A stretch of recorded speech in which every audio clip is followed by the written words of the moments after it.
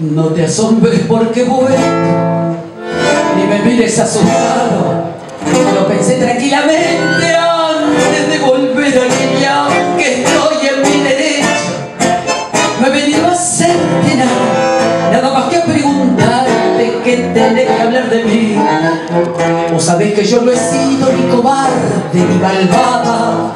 Sin embargo, todos hablan de eso, que yo nunca fui ni lo peor.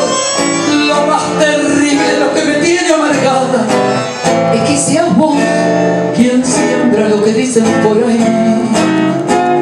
¿Quién te puede haber querido tanto como yo? Vos sabés lo que yo hice para hundirme en el olvido por tu amor. Es tu mal amor. Si te queda un resto de alma por lo mucho que sufrí,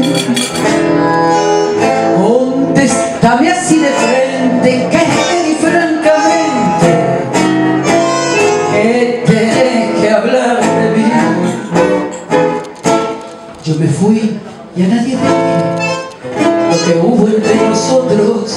Yo sabía el bien que hacía para mí y para vos, porque la desgracia de unos es la risa de los otros, y yo no quise que nadie se burlara de los dos.